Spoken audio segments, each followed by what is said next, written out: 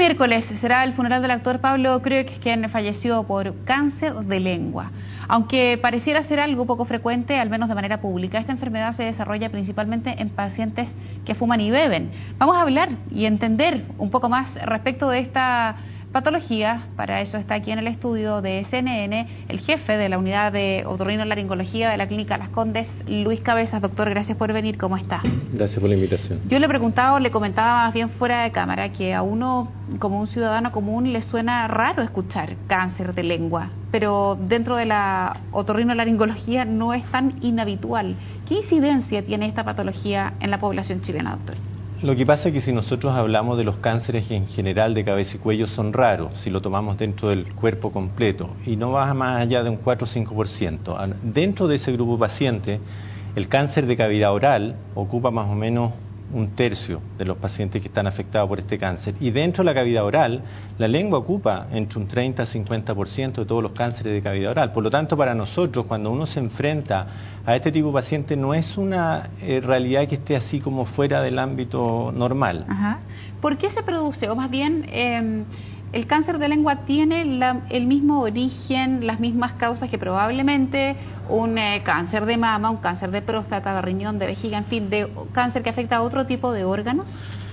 Lo que pasa es que en eso hay una visión clásica, que son aquellos tumores, digamos, pacientes típicos que tienen un cáncer de lengua, que son pacientes habitualmente entre los 60 y 70 años de edad, que son fumadores, vale decir, el cigarro produce 6 veces mayor riesgo de tener un cáncer en la cavidad oral o en cabeza y cuello, y el alcohol 6 veces más. Si nosotros sumamos esos dos factores, son como 15 o 20 veces más el factor de riesgo. Por lo tanto, clásicamente los pacientes que tenían cáncer en la cavidad oral eran pacientes habitualmente o son pacientes alcohólicos y fumadores. Por lo tanto, es una patología más bien que afecta a todo el órgano, ¿vale? Si no está solamente afectada la lengua o el piso de la boca, sino que está afectado el paciente en su integridad.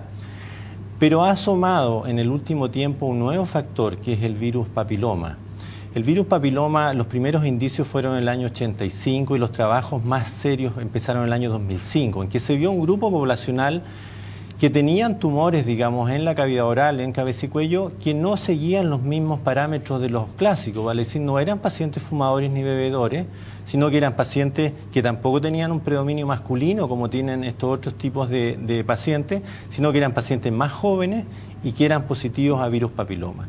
Por lo tanto, ese es un tercer factor que hoy en día está jugando un papel cada vez más importante dentro de la génesis de los tumores, sobre todo en tumores de base lengua, de amígdala, de paladar blando. ¿Qué tratamiento tiene un cáncer, doctor? Generalmente cuando uno escucha de otros órganos afectados por el cáncer, en algún caso específico y dependiendo de la enfermedad, se habla de extirpar la mama, extirpar la próstata, y uno se pregunta, extirpar la lengua es algo no solo invasivo, sino que tremendamente invalidante. ¿Qué pasa con el tratamiento del cáncer de lengua? Bueno, lo que pasa es que el cáncer de lengua y en general de cavidad oral es una alteración que afecta.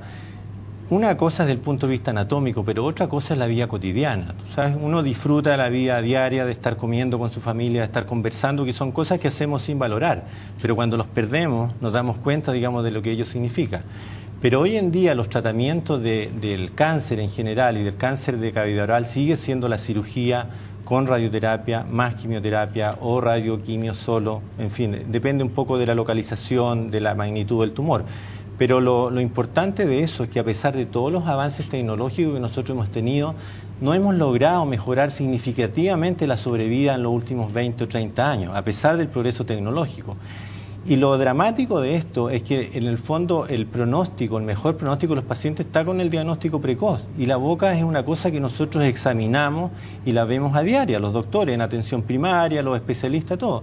Entonces suena un poco difícil de poder entender. ¿Por qué no logramos nosotros tener una detección más precoz de este tipo de tumores? ¿Cuáles son los síntomas, doctor? Uno, bueno, se ve la boca en el espejo desde el minuto que uno despierta cuando se lava los dientes y después sucesivamente con la higiene bucal a diario. ¿Cómo uno debiera estar atento a esos síntomas que puedan dar luces de un cáncer?